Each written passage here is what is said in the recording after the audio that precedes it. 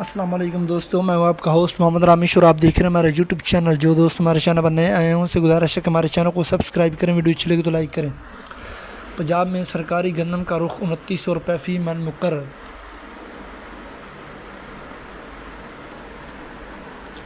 حکومت کا گندم ریلیز پالیسی جاری رکھنے کا فیصلہ، سرکاری گوداموں سے مزید گندم ریلیز کی جائے گی۔ اب تک 12 لاکھ میٹرک ٹن گندم فروخت کی جا چکی ہے۔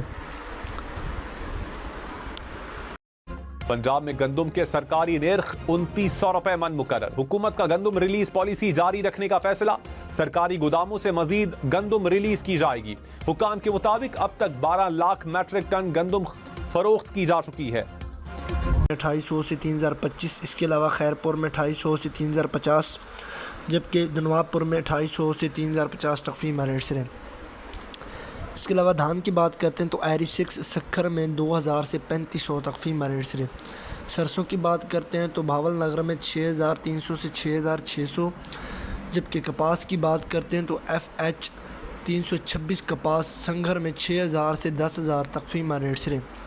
اس کے علاوہ تیل کی بات کرتے ہیں تو پپلان میں تیلی 11500 سے 11900 تک فی من ریٹ سے۔ اس کے علاوہ جوار کی بات کرتے ہیں تو سفید جوار سبی گلا منڈی میں 2880 سے 2900 تک فی من ریٹ سے۔